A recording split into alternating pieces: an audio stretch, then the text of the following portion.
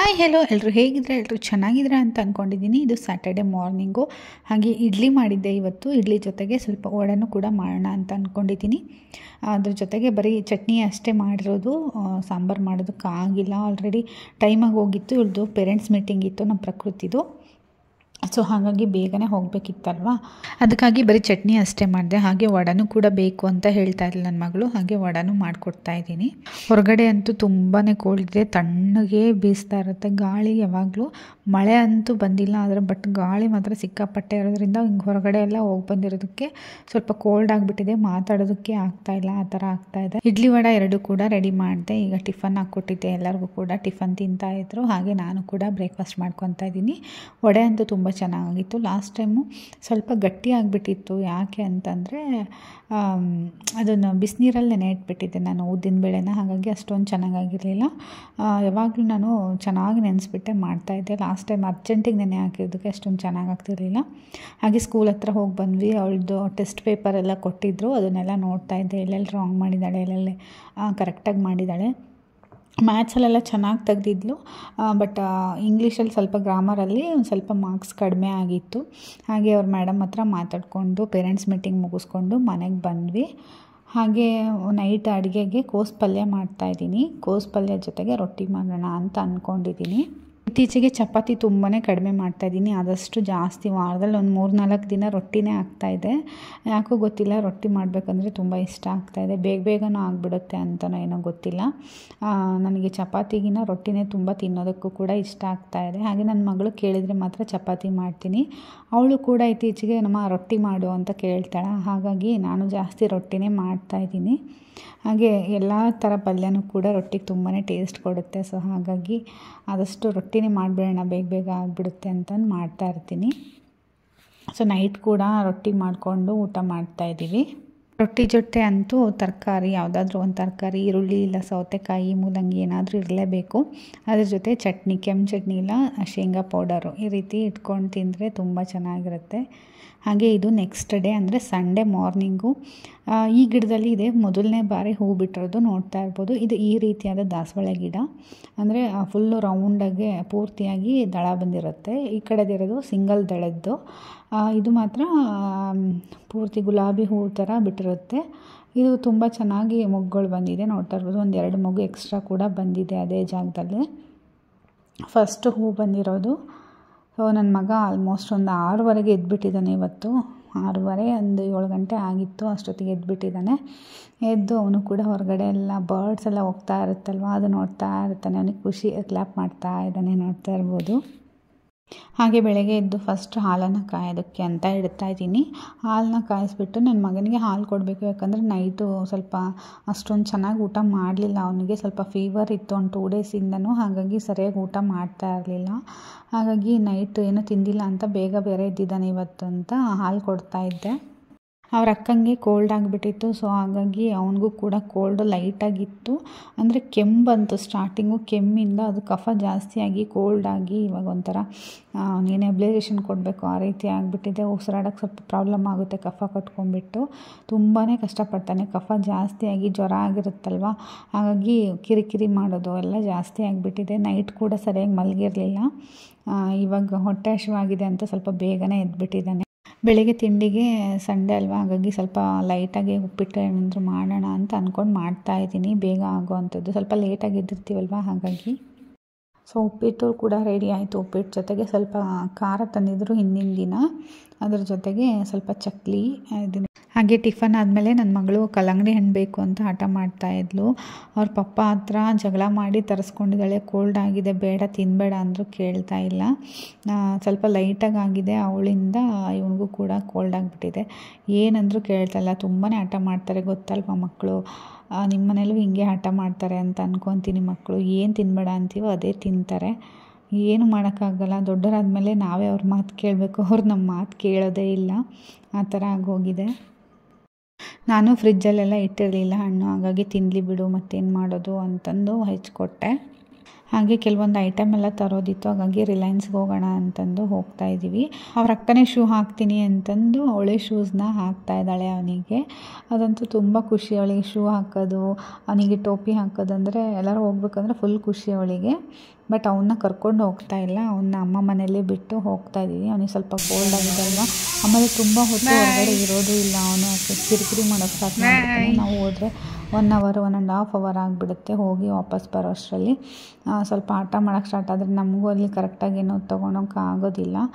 ಆಮೇಲೆ ಇಬ್ಬರನ್ನೂ ಕರ್ಕೊಂಡು ಹೋದ್ರೂ ಸ್ವಲ್ಪ ಕಷ್ಟ ಆಗುತ್ತೆ, ಹಾಗಾಗಿ ಒಬ್ಬನ್ನ ಮಾತ್ರ ಬಿಟ್ಟು ಹೋಗೋಣ ಅಂತಂದು ಬಿಟ್ಟು ಹೋಗ್ತಾ ಇದ್ದೀವಿ. ಅವಳು ಬರ್ತೀನಿ ಅಂತ ಹಠ ಮಾಡೋದಿಲ್ಲ, ಸರಿ ಮತ್ತು ಇಬ್ಬರನ್ನೂ ಬಿಟ್ಟು ಹೋದರೆ ನೋಡ್ಕೊಳ್ಳೋದಕ್ಕೆ ಕಷ್ಟ ಆಗುತ್ತೆ ಅವ್ರಿಗೂ ಅಂತಂದು ಇವಳನ್ನ ಮಾತ್ರ ಕರ್ಕೊಂಡು ಹೋದ್ವಿ. ಏನೇನು ಬೇಕು ಎಲ್ಲ ತೊಗೊತಾ ಇದ್ದೀವಿ. ದೇವ್ರನ್ನ ಕ್ಲೀನ್ ಮಾಡೋದಕ್ಕೆ ಅಂತ ಟೂತ್ ಬ್ರಷ್ ನೋಡ್ತಾಯಿದ್ರು, ಎಲ್ಲ ಜಾಸ್ತಿ ರೇಟ್ ಇತ್ತು. ದೇವ್ರನ್ನೆಲ್ಲ ಕ್ಲೀನ್ ಮಾಡೋದಕ್ಕೆ ಅಷ್ಟೊಂದು ರೇಟ್ ಯಾಕೆ ಅಂತಂದು ಬೇಡ ಬಿಡು ಬೇರೆ ಕಡೆ ತೊಗೊಂಡ್ರಾಯ್ತು ಅಂತಂದು ಸುಮ್ಮನಾದರು. ನಾನಾಗೆ ಇಲ್ಲ ಬೇರೆ ಐಟಮ್ಸ್ ಎಲ್ಲ ತೊಗೊಳೋದಕ್ಕೆ ಅಂತ ನೋಡ್ತಾ ಇದ್ದೀನಿ. ಹಾಗೆ ಈ ವಿಡಿಯೋನ ನನ್ನ ಮಗಳು ಮಾಡಿದ್ದಾಳೆ, ಹಾಗಾಗಿ ಸ್ವಲ್ಪ ಶೇಕ್ ಮಾಡ್ಕೊಂಡು ಮಾಡಿದ್ದಾಳೆ. ಅವಳಿಗೆ ವಿಡಿಯೋ ಮಾಡಬೇಕು ಅಂತಂದರೆ ಕೈ ನೋವು ಬರುತ್ತೆ, ನನಗೆ ಇಟ್ಕೊಳಕ್ಕಾಗಲ್ಲ ಅಂತ ಫುಲ್ ಶೇಕ್ ಮಾಡಿಬಿಟ್ಟಿದ್ದಾಳೆ. ಹೋಗ್ಲಿ ಬಿಡು ಅಂತ ಅವ್ರಿಗೆ ನಮ್ಮ ಮನೆಯವರೇ ಇಸ್ಕೊಂಡು ಆಮೇಲೆ ವೀಡಿಯೋ ಮಾಡ್ತಾಯಿದ್ರು. ನಮಗೇನು ಬೇಕು ಅದನ್ನು ಮಾತ್ರ ಕೆಲವೊಂದು ಬೇಕಾಗಿರೋ ಐಟಮ್ ಮಾತ್ರ ಇಲ್ಲಿ ನಾವು ರಿಲಯನ್ಸಲ್ಲಿ ತೊಗೊಳ್ಳೋದು. ಇನ್ನು ಉಳಿದಿದ್ದು ಕೆಲವೊಂದು ಕಾಳು ಬೇಳೆ ಅಕ್ಕಿ ಅದೆಲ್ಲ ಮಾತ್ರ ನಾವು ಪ್ರಾವಿಷನ್ ಸ್ಟೋರಲ್ಲಿ ಬುಕ್ ಮಾಡ್ತೀವಿ, ಅವರೇ ಮನೆಗೆ ತಂದು ಕೊಡ್ತಾರೆ. ಎಲ್ಲ ಇಲ್ಲಿಂದ ತೊಗೊಂಡು ಹೋದರೆ ಸ್ವಲ್ಪ ಕಷ್ಟ ಆಗುತ್ತೆ ಎಲ್ಲ ತೊಗೊಂಡು ಹೋಗೋದು. ಹಾಗೆ ನಮಗೇನು ಬೇಕೋ ಚಿಕ್ಕ ಪುಟ್ಟ ಐಟಮ್ಸ್ ಎಲ್ಲ ತೊಗೊಂಡ್ಬಿಡ್ತೀವಿ. ಯಾವುದು ನೆಸೆಸಿಟಿ ಇರೋದು ಅಥವಾ ಸ್ನ್ಯಾಕ್ಸ್ ಆಗಲಿ ಕೆಲವೊಂದು ಐಟಮ್ಸ್ ನಾವಲ್ಲಿ ಪ್ರಾವಿಷನ್ ಸ್ಟೋರಲ್ಲಿ ತೊಗೊಳಕ್ಕಾಗದೇ ಇರೋ ಅಂಥದ್ದೆಲ್ಲ ಇಲ್ಲಿ ತೊಗೊಂಡ್ಬಿಡ್ತೀನಿ.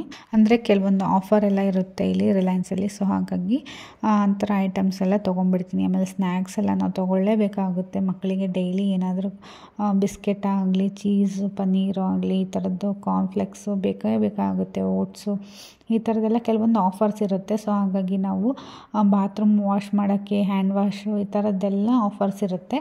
ಸೊ ಹಾಗಾಗಿ ಆ ಥರದ್ದೆಲ್ಲ ನಾನು ತೊಗೊಂಡ್ಬಿಡ್ತೀನಿ. ಹಾಗೆ ಮನೆಗೆ ಬರೋ ಅಷ್ಟರಲ್ಲಿ 1:15 ಆಗಿತ್ತು, ಹಾಗಾಗಿ ಅನ್ನಕ್ಕೆ ಇಡ್ತಾಯಿದ್ದೀನಿ. ಹಾಗೆ ಮನೆಗೆ ಬಂದು ಐಟಮ್ ಎಲ್ಲ ಇಟ್ಟು ಮತ್ತು ಸ್ವಲ್ಪ ತರಕಾರಿ ತರೋಣ ಅಂತ ಅಂದ್ಕೊಂಡೆ. ಬೇಡ ಬಿಡು ಸಂಜೆ ತಂದ್ರೆ ಆಯಿತು, ಈಗೇನಿದೆ ಅದೇ ಮಾಡು ಅಂತ ಹೇಳ್ತಾ ಇದ್ದಾರೆ ನನ್ನ ಹಸ್ಬೆಂಡು. ಆಲ್ಮೋಸ್ಟ್ ತರಕಾರಿ ಎಲ್ಲ ಖಾಲಿ ಆಗಿತ್ತು, ಅದಕ್ಕೋಸ್ಕರ ಬರೀ ಬೇಳೆ ಮತ್ತು ಟೊಮೊಟೊ ಹಾಕಿಬಿಟ್ಟು ಟೊಮೊಟೊ ಸಾಂಬಾರನ್ನ ಈಸಿಯಾಗಿ ಹೇಗೆ ಮಾಡೋದು ಅಂತ ನಾನು ತೋರಿಸ್ಕೊಡ್ತಾ ಇದ್ದೀನಿ. ಸಣ್ಣದಾಗಿರುವಂತಹ ಕಪ್ಪಲ್ಲಿ 2 ಲೋಟ ಬೇಳೆನ ತೊಗೊಂಡು ತೊಳೆದ್ಬಿಟ್ಟು ಅದಾದಮೇಲೆ ನಾನಿಲ್ಲಿ ಒಂದು 3ರಿಂದ 4 ಟೊಮೊಟೊನ ತೊಗೊಂಡು ಹೆಚ್ಕೊಂಡಿದ್ದೀನಿ. ಅದಾದಮೇಲೆ ಅರಿಶಿನ ಮತ್ತು ಉಪ್ಪು ಹಾಕಿಬಿಟ್ಟು ಸ್ವಲ್ಪ ನೀರನ್ನು ಹಾಕ್ತಾಯಿದ್ದೀನಿ. ಕುದಿಯೋದಕ್ಕೆ ಎಷ್ಟು ನೀರು ಬೇಕು ಅಷ್ಟು ನೀರನ್ನು ಹಾಕ್ತಾಯಿದ್ದೀನಿ. ನೀರು ಹಾಕಿಬಿಟ್ಟು 4 ವಿಜಿಲ್ ಚೆನ್ನಾಗಿ ಕೂಗಿಸ್ಕೋಬೇಕಾಗುತ್ತೆ. 4 ವಿಜಿಲ್ ಕೂಗಿದ್ಮೇಲೆ ನಾನಿಲ್ಲಿ ತೆಗೆದು ತೋರಿಸ್ತಾ ಇದ್ದೀನಿ, ನೋಡ್ತಾ ಇರ್ಬೋದು ಪೂರ್ತಿಯಾಗಿ ಬೇಳೆ ಸ್ಮ್ಯಾಶ್ ಆಗಿದೆ. ಈಗ ನಾನು ಟೊಮೊಟೊನ ಸ್ಮ್ಯಾಶ್ ಮಾಡ್ತಾಯಿದ್ದೀನಿ. ಸ್ಮ್ಯಾಶರ್ ಸಹಾಯದಿಂದ ಈ ರೀತಿ ಸ್ಮ್ಯಾಶ್ ಮಾಡಬೇಕು. ಹಾಗೆ ಒಗ್ಗರಣೆಗೆ ಸ್ವಲ್ಪ ಎಣ್ಣೆಯನ್ನು ಹಾಕ್ಕೊತಾ ಇದ್ದೀನಿ. ಎಣ್ಣೆ ಹಾಕಿಬಿಟ್ಟು ಸ್ವಲ್ಪ ಸಾಸಿವೆ ಜೀರಿಗೆ ಕರಿಬೇವು ಬೆಳ್ಳುಳ್ಳಿ ಎಲ್ಲನೂ ಹಾಕಿಬಿಟ್ಟು ಚೆನ್ನಾಗಿ ಫ್ರೈ ಮಾಡಬೇಕಾಗುತ್ತೆ. ಹಾಗೆ ಇಲ್ಲಿ ನಾನು ಹಸಿ ಮೆಣಸಿನ್ಕಾಯಿನ ಉಪಯೋಗಿಸ್ಕೊತಾ ಇದ್ದೀನಿ. ಹಾಗೆ ಖಾರದ ಪುಡಿ ಬೇಕಿದ್ರೂ ಕೂಡ ಉಪಯೋಗಿಸ್ಕೋಬೋದು. ಹಾಗೆ ಒಂದು ಸ್ವಲ್ಪ ಒಣ ಮೆಣಸಿನ್ಕಾಯಿನ ಮುರಿದು ಹಾಕ್ತಾಯಿದ್ದೀನಿ. ಅದಾದಮೇಲೆ 1-2 ಹಸಿ ಮೆಣಸಿನ್ಕಾಯಿ ಕಟ್ ಮಾಡಿ ಇಟ್ಕೊಂಡಿದ್ದೆ. 2ರಿಂದ 3 ತುಂಬ ಖಾರ ಇತ್ತು, ಹಾಗಾಗಿ 1-2-3 ಕಟ್ ಮಾಡಿ ಇಟ್ಕೊಂಡಿದ್ದೀನಿ ಅಷ್ಟೇ. ನಿಮಗೆ ಖಾರ ಎಷ್ಟು ಬೇಕಷ್ಟು ಕಟ್ ಮಾಡಿ ಹಾಕ್ಕೋಬೋದು. ಹಾಗೆ ನಾನು ಈರುಳ್ಳಿಯನ್ನು ಚಿಕ್ಕದಾಗಿ ಹೆಚ್ಚಿಟ್ಕೊಂಡಿದ್ದೆ, ಅದನ್ನು ಕೂಡ ಹಾಕಿಬಿಟ್ಟು ಚೆನ್ನಾಗಿ ಫ್ರೈ ಮಾಡ್ಕೊತಾ ಇದ್ದೀನಿ. ಅದಾದಮೇಲೆ ಸ್ವಲ್ಪ ಉಪ್ಪು ಮತ್ತು ಅರಿಶಿನ ಹಾಕಿಬಿಟ್ಟು ಚೆನ್ನಾಗಿ ಮತ್ತೆ ಫ್ರೈ ಮಾಡಿಕೊಂಡ್ರೆ ಆಯಿತು. ಅದಕ್ಕೆ ನಾನು ಈಗ ಸಾಂಬಾರು ಪುಡಿಯನ್ನು ಹಾಕ್ತಾಯಿದ್ದೀನಿ. 2 ಸ್ಪೂನಷ್ಟು ನಾನು ಸಾಂಬಾರು ಪುಡಿಯನ್ನು ಹಾಕ್ತಾಯಿದ್ದೀನಿ. ನೀವು ಎಷ್ಟು ಸಾಂಬಾರು ಮಾಡ್ತೀರೋ ಅದರ ಕ್ವಾಂಟಿಟಿ ಮೇಲೆ ನೀವು ಸಾಂಬಾರು ಪೌಡರ್ನ ಹಾಕ್ಕೋಬೋದು. ಸಾಂಬಾರು ಪೌಡರ್ ಹಾಕಿ ಒಂದು 10 ಸೆಕೆಂಡು ಮಿಕ್ಸ್ ಮಾಡಿದರೆ ಆಯಿತು. ಅದನ್ನು ನಾವು ಬೇಯಿಸಿಟ್ಕೊಂಡಿದ್ವಲ್ಲ ಬೇಳೆ ಅದಕ್ಕೆ ಹಾಕಿಬಿಟ್ಟು ಮಿಕ್ಸ್ ಮಾಡಬೇಕಾಗುತ್ತೆ. ಹಾಗೆ ಸಾಂಬಾರು ಸ್ವಲ್ಪ ತೆಳುವಾಗಬೇಕು ಅಂದರೆ ಸ್ವಲ್ಪ ನೀರನ್ನು ಕೂಡ ಹಾಕ್ಕೋಬೋದು. ಆಮೇಲೆ ನಾನು ಸ್ವಲ್ಪ ಹುಣಸೆ ಹಣ್ಣನ್ನು ನೀರಲ್ಲಿ ನೆನೆ ಇಟ್ಟಿದ್ದೆ, ಅದರ ರಸನೂ ಕೂಡ ನಾನು ಹಾಕಿ ಮಿಕ್ಸ್ ಮಾಡ್ತಾಯಿದ್ದೀನಿ. ಅದ್ರ ಜೊತೆಗೆ ಸ್ವಲ್ಪ ಬೆಲ್ಲನೂ ಕೂಡ ಹಾಕ್ತಾಯಿದ್ದೀನಿ. ಬೆಲ್ಲ ಹಾಕೋದ್ರಿಂದ ಸಾಂಬಾರು ಟೇಸ್ಟು ತುಂಬಾ ಚೆನ್ನಾಗಿ ಬರುತ್ತೆ. ಸೊ ಹಾಗಾಗಿ ಉಪ್ಪು ನೋಡಿಬಿಟ್ಟು ಮತ್ತೆ ಉಪ್ಪನ್ನು ಹಾಕಿಬಿಟ್ಟು ಮತ್ತೆ 1-2 ನಿಮಿಷ ಚೆನ್ನಾಗಿ ಕುದಿಸಿದ್ರೆ ಟೊಮೊಟೊ ಸಾಂಬಾರು ರೆಡಿ ಆಗುತ್ತೆ. ಇದನ್ನು ಅನ್ನ ಜೊತೆ ಹಾಕ್ಕೊಂಡು ಊಟ ಮಾಡ್ತಾಯಿದ್ರೆ ತುಂಬಾ ಚೆನ್ನಾಗಿರುತ್ತೆ. ಯಾವುದೇ ತರಕಾರಿ ಏನು ಬೇಡ ಅಷ್ಟು ಚೆನ್ನಾಗಿರುತ್ತೆ. ಅನ್ನ ಸಾಂಬಾರು ಜೊತೆಗೆ ಹಪ್ಪಳ ಕರೆದಿದ್ದೆ, ಅದನ್ನು ಕೂಡ ಆಯಿತು. ಹಾಗೆ ಊಟ ಮಾಡಿದ ಮೇಲೆ ನಾನು ನನ್ನ ಹಸ್ಬೆಂಡು ಕಲ್ಲಂಗಡಿ ಹಣ್ಣು ತಿಂದಿರಲಿಲ್ಲ, ಸೊ ಹಾಗಾಗಿ ಕಲ್ಲಂಗಡಿ ಹಣ್ಣನ್ನು ಹೆಚ್ಚಿದ್ದೀನಿ. ಅದಾದಮೇಲೆ ತಂದಿರುವಂಥ ಗ್ರೋಸರಿ ಏನೆಲ್ಲ ತಂದಿದ್ದೀನಿ ಅಂತ ತೋರಿಸ್ತಾ ಇದ್ದೀನಿ. ಟಿಶ್ಯೂ ಪೇಪರ್ ಬೇಕಿತ್ತು. ಸೊ ಇದೆಲ್ಲ ನಾವು ಪ್ರಾವಿಷನ್ ಸ್ಟೋರಲ್ಲಿ ಕೆಲವೊಂದು ಐಟಮ್ನ ತರೋದಕ್ಕಾಗಲ್ಲ, ಹಾಗಾಗಿ ಕೆಲವೊಂದು ಏನೇನು ಬೇಕು ಅದೆಲ್ಲ ತೊಗೊಂಬಂದಿದ್ದೀನಿ. ಸನ್ಸ್ಕ್ರೀನು ಮಾಯ್ಶ್ಚರೈಸರು ಮತ್ತು ಅಲೋವೆರಾ ಜೆಲ್ನ ಕೂಡ ತಂದಿದ್ದೀನಿ. ಸ್ಯಾನಿಟರಿ ಪ್ಯಾಡ್ಸು ಹಾಗೆ ಕೆಚಪ್ಪು ಮತ್ತು ಒಂದು ಬಿಸ್ಕೆಟ್ ಪ್ಯಾಕೆಟ್ ತಂದಿದ್ದೀನಿ, ಓಟ್ಸ್ ಬಿಸ್ಕೆಟ್. ಹಾಗೆ ಇದು ಬಾಗಿಲಿಗೆ ಅಂಟಿಸೋಣ ಅಂತ ತಂದಿದ್ದೀನಿ, ನೆಕ್ಸ್ಟ್ ಫ್ರೈಡೇ ಯಾವಾಗಾದರೂ ಅಂಟಿಸೋಣ ಅಂತ. ಹಾಗೆ ಓಟ್ಸು ಈ ಸಲ ಇದನ್ನು ತಂದಿದ್ದೀನಿ, ಕೆಲಾಗ್ಸ್ ಓಟ್ಸು, ನೋಡೋಣ ಹೇಗಿರುತ್ತೆ ಅಂತ. ಲಾಸ್ಟ್ ಟೈಮು ಸಫೋಲಾ ಓಟ್ಸ್ ತಂದಿದ್ದೆ. ಹಾಗೆ ಹ್ಯಾಂಡ್ ವಾಶು, ಸನ್ಸ್ಕ್ರೀನ್ ತೊಗೊಂಡಿದ್ದೀನಿ. ಅದ್ರ ಜೊತೆಗೆ ಕೆಲವೊಂದೆಲ್ಲ ಬೇಕಾಗಿರುವಂತಹ ಶಾಂಪು, ಇದು ಬ್ಲ್ಯಾಕ್ ಸಾಲ್ಟ್ ನೋಡೋಣ ಅಂತ ತಂದಿದ್ದೀನಿ. ಅದ್ರ ಜೊತೆಗೆ ಇದು ಸಕ್ಕರೆ ಫ್ರೀಯಾಗಿ ಬಂದಿರುತ್ತೆ. ಒಂದು ಇಷ್ಟು ಅಮೌಂಟ್ ಮೇಲೆ ನಾವು ಪರ್ಚೇಸ್ ಮಾಡಿದ್ರೆ ಗೋಧಿ ಹಿಟ್ಟು ಅಥವಾ ಸಕ್ಕರೆನ ಫ್ರೀಯಾಗಿ ಕೊಡ್ತಾರೆ. ಸೊ ಹಾಗಾಗಿ ಸಕ್ಕರೆ ನಾನು ಪ್ರಾವಿಷನ್ ಸ್ಟೋರಲ್ಲಿ ಬುಕ್ ಮಾಡಲ್ಲ. ಹೊರಗಡೆ ಕರ್ಕೊಂಡೋಗಿ ಬಂದಕ್ಕೆ ಸ್ವಲ್ಪ ಕಫ ಜಾಸ್ತಿ ಆದಂಗೆ ಆಗಿಬಿಟ್ಟಿತ್ತು, ಹಾಗಾಗಿ ನೆಬ್ಲೈಸೇಷನ್ ಕೊಡಬೇಕು ಅಂತ ಮಾಡ್ತಾಯಿದ್ದೀನಿ. ಡಾಕ್ಟರ್ ಹತ್ರನೂ ಹೋದ್ರೂ ಕೂಡ ಹಾಗೆ ಹೇಳ್ತಾರೆ. ಈಗ ಒಂದು 2 ಟೈಮ್ಸ್ ಇದೇ ರೀತಿ ಆಗಿತ್ತು, ಹಾಗಾಗಿ ನೆಬ್ಲೈಸೇಷನ್ನ ಮಿಷಿನ್ನ ತಂದು ಮನೆಯಲ್ಲೇ ಇಟ್ಕೊಂಡ್ಬಿಟ್ಟಿದ್ದೀನಿ. ತೊಗೊಂಬಿಡಿ ಒಂದು ನೀವೇ ಅಂತ ಹೇಳಿದರು ಡಾಕ್ಟರು. ಸೊ ಹಾಗಾಗಿ ತಂದು ಮನೇಲಿ ಇಟ್ಕೊಂಡ್ಬಿಟ್ಟಿದ್ದೀನಿ. ಹಾಗೆ ಮೆಡಿಸನ್ ಎಲ್ಲ ಏನೇನು ಬೇಕೆಲ್ಲ ತಂದು ಇಟ್ಕೊಂಡ್ಬಿಟ್ಟಿರ್ತೀನಿ. ಡಾಕ್ಟರ್ ಮುಂಚೆನೇ ಏನೇನೆಲ್ಲ ಕೊಡಬೇಕು ಅಂತ ಹೇಳಿದರು. ಸೊ ಹಾಗಾಗಿ ಅದರ ಪ್ರಕಾರನೇ ನಾನು ಕೊಡ್ತಾಯಿರ್ತೀನಿ. ಅಂದರೆ ಯಾವಾಗಲೂ ಕೊಡಲ್ಲ, ಈ ಥರ ಜಾಸ್ತಿ ಅವನಿಗೆ ಕಫ ಜಾಸ್ತಿಯಾಗಿ ಜ್ವರ ಬಂದರೆ ಕೊಡ್ತೀನಿ. ಯಾಕಂದರೆ ಕಫದಿಂದನೇ ಜ್ವರ ಬರುತ್ತಂತೆ. ಸೊ ಹಾಗಾಗಿ ಸ್ವಲ್ಪ ಹಠ ಮಾಡ್ತಾನೆ ಬರೋದಕ್ಕೆ. ಗೊತ್ತಾಗ್ಬಿಟ್ಟಿದೆ ಅವನಿಗೆ, ನೈಟ್ ಕೊಟ್ಟಿದ್ವಲ್ವ, ಹಾಗಾಗಿ ಸ್ವಲ್ಪ ಹಠ ಮಾಡ್ತಾಯಿದ್ದ, ಇದನ್ನು ಹಾಕಿಬಿಡ್ತಾರೆ ನನಗೆ ಅಂತಂದು ಬರ್ತಾನೆ ಇರಲಿಲ್ಲ. ಕರೆದ್ರೂ ಅಲ್ಲೇ ಬೆಡ್ ಮೇಲೆ ಮಲ್ಕೊಂಡ್ಬಿಟ್ಟಿದ್ದೆ, ಅದಕ್ಕೆ ಎತ್ಕೊಂಡು ಬಂದು ಕೂರಿಸ್ಕೊಂಡೆ. ಸ್ವಲ್ಪ ಹಠ ಮಾಡ್ದೆ ಸ್ಟಾರ್ಟಿಂಗು, ಅದಾದಮೇಲೆ ಸರಿ ಹೋದ. ಮೊದಲನೇ ಸಲ ಕೊಡುವಾಗಲೂ ಇದೇ ಥರನೇ ಹಠ ಮಾಡ್ತಾಯಿದ್ದ. ನನಗಂತೂ ಬೇಜಾರಾಗುತ್ತೆ, ಯಾಕಾದರೂ ಈ ರೀತಿ ಕಫ ಆಗಿಬಿಡುತ್ತೋ ಇವನಿಗೆ ಅಂತ ಬೇಜಾರಾಗ್ತಾ ಇರುತ್ತೆ. ಸ್ವಲ್ಪ ಹೊತ್ತು ಟಿ ವಿ ನೋಡ್ಕೊತ ಮರ್ತೋಗ್ಬಿಟ್ಟಿದ್ದ. ಅದು ಸ್ಟೀಮ್ ತೊಗೊಂಡ್ರೇ ಎದೆ ಒಳಗಡೆ ಇರುವಂತಹ ಕಫ ಕಮ್ಮಿ ಆಗೋದು, ಹಾಗಾಗಿ ಅದನ್ನು ಕೊಡಲೇಬೇಕು, ಬೇರೆ ಆಪ್ಷನ್ನೇ ಇಲ್ಲ ಅಂತ ಹೇಳ್ಬಿಟ್ಟಿದ್ದಾರೆ ಡಾಕ್ಟರು. ಕೋಲ್ಡ್ ಆಗಿರೋದ್ರಿಂದ ಸ್ವಲ್ಪ ದೂರನೇ ಇಡಬೇಕು, ಬೇಗ ಇನ್ಫೆಕ್ಷನ್ ಆಗಿಬಿಡುತ್ತೆ ಅಂತಲೂ ಕೂಡ ಹೇಳಿದ್ದಾರೆ ಅವನಿಗೆ. ಆದರೂ ಏನೂ ಮಾಡೋಕ್ಕಾಗಲ್ಲ, ಮನೆಯಲ್ಲಿ ಬೇರೆ ಮಕ್ಕಳಿಂದ ನನ್ನ ಮಗಳಿಗೆ ಕೋಲ್ಡ್ ಆಗಿಬಿಟ್ಟು ಇವನಿಗೂ ಕೂಡ ಕೋಲ್ಡ್ ಆಗಿದೆ. ಸೊ ಈಗ ನನಗೂ ಕೂಡ ಸ್ವಲ್ಪ ಕೋಲ್ಡ್ ಆಗಿದೆ, ಏನೂ ಮಾಡೋಕ್ಕಾಗಲ್ಲ. ಮನೆಯಲ್ಲಿ ಇನ್ನೊಬ್ಬರು ಮಕ್ಕಳಿದ್ರೆ ಆ ಮಕ್ಕಳಿಂದ ಈ ಮಕ್ಕಳಿಗೂ ಕೂಡ ಬಂದುಬಿಡುತ್ತಲ್ವ. ನಾವು ಎಷ್ಟೇ ಟ್ರೈ ಮಾಡಿದ್ರೂ ಅವಾಯ್ಡ್ ಮಾಡೋದಕ್ಕಾಗಲ್ಲ, ಯಾಕಂದರೆ ಜೊತೆಲೇ ಇರ್ತಾರಲ್ವ, ಆಟ ಆಡೋದೆಲ್ಲ ಕಾಮನ್ನು, ಹಾಗಾಗಿ ಬಂದುಬಿಡುತ್ತೆ. ಅವಳಿಗೆ ಇಷ್ಟೊಂದೆಲ್ಲ ಪ್ರಾಬ್ಲಮ್ ಆಗೋಲ್ಲ, ಬಟ್ ಇವನಿಗೆ ಜಾಸ್ತಿ ಪ್ರಾಬ್ಲಮ್ ಆಗುತ್ತೆ. ನೆಬ್ಲೈಸೇಷನ್ ಕೊಡಲೇಬೇಕು ಅನ್ನೋ ಥರ ಆಗಿಬಿಡುತ್ತೆ. ಇಲ್ಲ ಅಂತಂದರೆ ನೈಟೆಲ್ಲ ನಿದ್ದೆನೇ ಮಾಡಲ್ಲ, ಜ್ವರ ಜಾಸ್ತಿ ಆಗಿಬಿಡುತ್ತೆ ಕಫದಿಂದ. ಹಾಗಾಗಿ ಡಾಕ್ಟರ್ ಹೇಳಿದ್ದಾರೆ ನೆಬ್ಲೈಸೇಷನ್ ಕಂಪಲ್ಸರಿ ಕೊಡಲೇಬೇಕು, 4 ಅವರ್ಸ್ಗೆ ಒಂದು ಸಲ ಡೈಲಿ 4 ಟೈಮ್ಸ್ ಕೊಡಲೇಬೇಕು ಅಂತ ಹೇಳಿದ್ದಾರೆ. ಹಾಗಾಗಿ ನನಗಂತೂ ಒಬ್ಬಳೇ ಇದೆಲ್ಲ ಮಾಡಬೇಕು ಅಂದರೆ ತುಂಬಾ ಕಷ್ಟ ಆಗುತ್ತೆ. ನನ್ನ ಹಸ್ಬೆಂಡ್ ಇದ್ದಾಗ ಮಾಡಿದ್ರೆ ಅವರಂತೂ ಹಿಡಿಯೋಕ್ಕೆ ಆಗ್ತಿಲ್ಲ, ಅಷ್ಟು ಹಠ ಮಾಡ್ತಿದ್ದಾನೆ, ಅವ್ರನ್ನೇ ಬಗ್ಗಿಸ್ತಾನೆ, ಅಷ್ಟು ಶಕ್ತಿ ಇದೆ ಅವನಿಗೆ. ನಾನು ಅದು ಹೆಂಗೆ ಹಿಡ್ಕೊಂಡಿದ್ನೋ ಗೊತ್ತಿಲ್ಲ, ಫುಲ್ ಟೈಟಾಗಿ ಹಿಡ್ಕೊಂಡ್ಬಿಟ್ಟಿದ್ದೆ. ಏನು ಮಾಡೋದು, ಬೇಗನೆ ಕಫ ಕರಗಿದ್ರೆ ಅವನು ಸ್ವಲ್ಪ ಆರಾಮಾಗಿ ಆಟ ಆಡ್ಕೊಂಡಿರ್ತಾನೆ. ಅವನು ಹುಷಾರಾಗಿದ್ದಾಗ ನನಗೇನು ಪ್ರಾಬ್ಲಮ್ಮೇ ಆಗಲ್ಲ. ಈ ಥರ ಹುಷಾರಿಲ್ದಾಗಲೇ ಸ್ವಲ್ಪ ಕಿರಿಕಿರಿ ಮಾಡೋದು, ಆಟ ಮಾಡೋದು ಜಾಸ್ತಿ ಮಕ್ಕಳು. ಸೊ ಹಾಗಾಗಿ ಸ್ವಲ್ಪ ಟೈಟಾಗಿ ಹಿಡ್ಕೊಂಡಿದ್ದೆ, ಅದಕ್ಕೋಸ್ಕರ ಒದ್ದಾಡ್ತಾ ಇದ್ದ ಬಿಡು ಅಂತ. ಇಲ್ಲ ಅಂತಂದರೆ ಕಿತ್ತು ಬಿಸಾಕ್ಬಿಡ್ತಾನೆ, ಅದನ್ನು ಹಿಡ್ಕೊಳ್ಳೋದೇ ಇಲ್ಲ.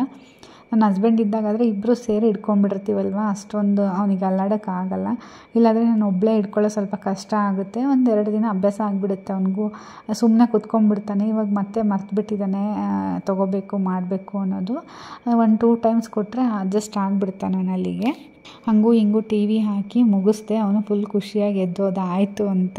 ಅದು ಕೊಟ್ಟಮೇಲೆ ಅವನಿಗೆ ಮೂಗಲ್ಲಿ ಸೋರೋದಕ್ಕೆ ಸ್ಟಾರ್ಟ್ ಆಗುತ್ತೆ ಕಫ, ಹಾಗಾಗಿ ಮೂಗೊರೆಸ್ಕೊಂತಾನೆ. ಹಾಗೆ ಕೆಲವೊಬ್ಬರು ನನಗೆ ಕೇಳ್ತಾಯಿದ್ರು ಮೆಸೇಜ್ ಮಾಡಿ, ನಿಮ್ಮ ಮಕ್ಕಳಿಗೆ ನೀವು ಯಾವ ಓಟ್ಸ್ ಕೊಡ್ತೀರಾ ಅಂತ. ಹಾಗೆ ಜೊತೆಗೆ ಓಟ್ಸ್ ರೆಸಿಪಿಯನ್ನು ಹೇಗೆ ಮಾಡೋದು ಅಂತಲೂ ಕೂಡ ಕೇಳ್ತಾಯಿದ್ರು. ನನ್ನ ಚಾನಲಲ್ಲಿ ಕೆಲವೊಂದು ಓಟ್ಸ್ ರೆಸಿಪಿಯನ್ನು ನಾನು ಮಾಡಿ ಹಾಕಿದ್ದೀನಿ, ಬೇಕು ಅಂತಂದರೆ ನೆಕ್ಸ್ಟ್ ವಿಡಿಯೋಗಳಲ್ಲಿ ನಾನು ಮಾಡಿ ಹಾಕ್ತೀನಿ. ನಾರ್ಮಲ್ ಆಗಿ ಓಟ್ಸನ್ನು ಕೊಡೋದು, ಈ ರೀತಿಯ ಕ್ವಿಕರ್ ಓಟ್ಸು ಮತ್ತು ಸಫೋಲಾ ಓಟ್ಸನ್ನು ನಾನು ಜಾಸ್ತಿ ತೊಗೊಳ್ಳೋದು. ರೋಲ್ಡ್ ಓಟ್ಸು ನಾನು ಯಾವಾಗಲೂ ತೊಗೊಂಡಿಲ್ಲ, ಬಟ್ ರೋಲ್ಡ್ ಓಟ್ಸು ಬೆಸ್ಟ್ ಅಂತ ನನಗೆ ಕೆಲವೊಬ್ಬರು ಹೇಳ್ತಾಯಿದ್ರು ಫ್ರೆಂಡ್ಸ್ ಎಲ್ಲ. ಸೊ ನೀವು ಟ್ರೈ ಮಾಡೋದಾದರೆ ರೋಲ್ಡ್ ಓಟ್ಸ್ನ ಟ್ರೈ ಮಾಡ್ಬೋದು. ಇಲ್ಲ ಅಂತಂದರೆ ಕ್ವಿಕರ್ ಓಟ್ಸು, ಸಫೋಲಾ ಯಾವುದು ಬೇಕಾದರೂ ನೀವು ಓಟ್ಸನ್ನು ಮಗುವಿಗೆ ಕೊಡ್ಬೋದು, ಅದೇನು ಪ್ರಾಬ್ಲಮ್ ಇಲ್ಲ. ನಾನು ಓಟ್ಸ್ ರೆಸಿಪಿ ಮಾಡೋದಾದರೆ ನಾನು ಆಲ್ಮೋಸ್ಟ್ ಜಾಸ್ತಿ ಓಟ್ಸು ಸ್ಮೂತಿ ಮಾಡ್ತೀನಿ, ಬಿಟ್ಟರೆ ಓಟ್ಸ್ ದೋಸೆ 1 ಟೈಮ್ ಮಾಡಿದ್ದೆ, ಪ್ಯಾನ್ ಕೇಕ್ ಮಾಡ್ತೀನಿ. ಅದು ಬಿಟ್ಟರೆ ಓಟ್ಸ್ ಉಪ್ಪಿಟ್ಟು ಹಾಗೆ ಪಲಾವ್ ಟೈಪ್ ಮಾಡ್ಬೋದು. ಸ್ವಲ್ಪ ಗರಂ ಮಸಾಲೆ ಎಲ್ಲ ಹಾಕ್ಬಿಟ್ಟು ವೆಜಿಟೇಬಲ್ಸ್ ಎಲ್ಲ ಹಾಕ್ಬಿಟ್ಟು ಓಟ್ಸ್ ಪುಲಾವ್ ಕೂಡ ಮಾಡ್ಬೋದು. ತುಂಬಾ ಚೆನ್ನಾಗಿರುತ್ತೆ. ಇದಿಷ್ಟು ನಾನು ನನ್ನ ಮಕ್ಳಿಗೆ ಕೊಡೋದು. ಕೆಲವೊಬ್ರು ಕೇಳ್ತಾಯಿದ್ರು ಏನೆಲ್ಲ ರೆಸಿಪಿ ಮಾಡ್ತೀರಾ ಅಂತ. ಸೊ ನಾನು ಕೆಲವೊಂದನ್ನು ವಿಡಿಯೋ ಅಪ್ಲೋಡ್ ಮಾಡಿದ್ದೀನಿ, ಇನ್ನು ಕೆಲವು ರೆಸಿಪಿಯನ್ನು ನಾನು ಅಪ್ಲೋಡ್ ಮಾಡಿಲ್ಲ. ಸೊ ಇನ್ನು ಮುಂದೆ ಏನಾದರೂ ನಾನು ರೆಸಿಪಿ ಮಾಡಿದ್ರೆ ನಾನು ಶೂಟ್ ಮಾಡ್ಕೊಳ್ಳೋಕ್ಕಾದರೆ ಮಾಡಿ ಅಪ್ಲೋಡ್ ಮಾಡ್ತೀನಿ. ಸೊ ನಿಮಗೂ ಕೂಡ ಹೆಲ್ಪ್ ಆಗುತ್ತೆ ಅಂತ ಅಂದ್ಕೊಂಡಿದ್ದೀನಿ. ಹಾಗೆ ಈ ವಿಡಿಯೋ ಇಷ್ಟ ಆದರೆ ಲೈಕ್ ಮಾಡಿ, ಶೇರ್ ಮಾಡಿ, ನಮ್ಮ ಚಾನಲ್ನ ಸಬ್ಸ್ಕ್ರೈಬ್ ಮಾಡೋದನ್ನು ಕೂಡ ಮರಿಬೇಡಿ. Thank you.